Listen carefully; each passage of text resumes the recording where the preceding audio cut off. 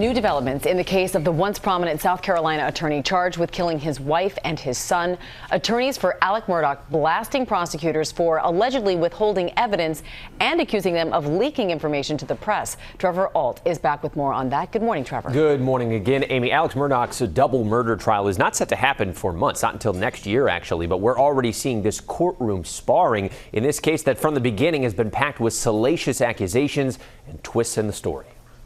This morning, Alec Murdaugh's legal team accusing prosecutors of hiding the ball, allegedly withholding evidence ahead of his looming trial for double murder. Gotcha, prosecution. It's trial by ambush. Give us the stuff.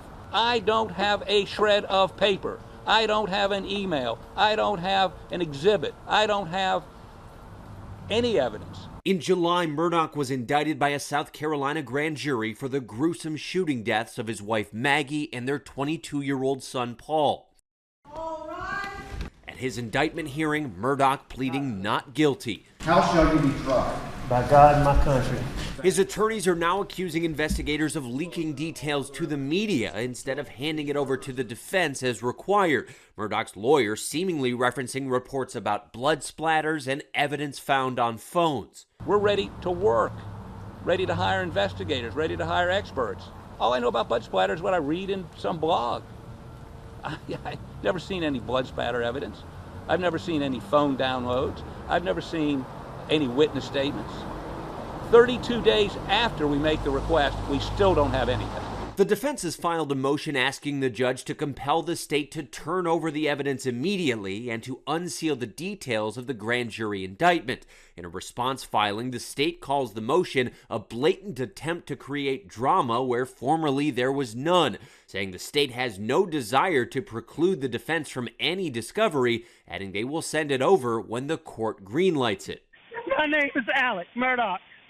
Please hurry. Neither one of them's moving. It was June of 2021 when Alec Murdaugh made that 911 call claiming he'd found his wife and son shot to death outside their home. At the time, his brother said he was cooperating with the investigation. My brother loved Maggie and loved Paul like nothing else on this earth.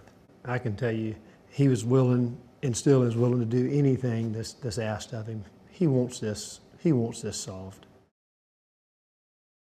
And in a statement, the prosecution said it is categorically false that the Attorney General's office leaked any information in the Murdaugh murder case. According to Murdaugh's attorney, the family was scheduled to meet with investigators Wednesday afternoon to listen to a recording that's in evidence before it is eventually turned over to the defense. And again, that trial set for January, Amy.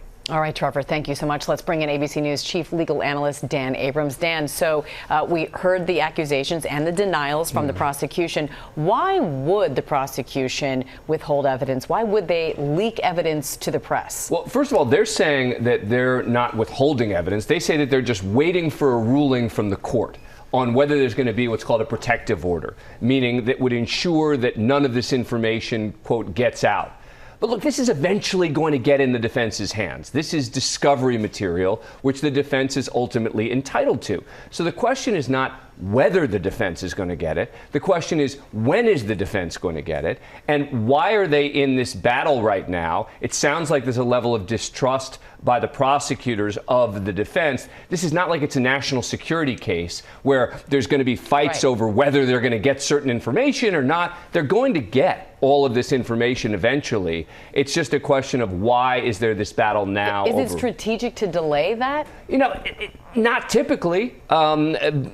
The defense would say that's why they're doing it. They're doing it because they want to harm our case, et cetera, and we're trying to get a speedy trial here. And we also read defense attorneys saying that there are press reports saying there was blood spatter evidence in the case. Why is that significant? Well, look, that is apparently one of the key pieces of evidence that's going to be used against him. But blood spatter evidence isn't quite as convincing as it used to be 15 years ago, 20 years ago. There are a lot more questions now about blood spatter evidence. The question's going to be, how persuasive is it? Exactly what is the blood spatter evidence? Does it exist? And the defense attorney is saying, I don't even know about it. He's saying, I'm reading about this in the media, so turn it over to us if you've got it. Again, it's this discovery issue. These are somewhat typical fights that happen between prosecutors and defense attorneys. It's just a little bit odd how explosive this one's gotten. All right, well, I'm sure we're going to have a lot more to come on this. Dan Abrams, thank you as always. Well, hey, Hey there, GMA fans. Robin Roberts here. Thanks for checking out our YouTube channel. Lots of great stuff here. So go on, click the subscribe button right over here to get more of awesome videos and content from GMA every day, anytime. We thank you for watching, and we'll see you in the morning on GMA.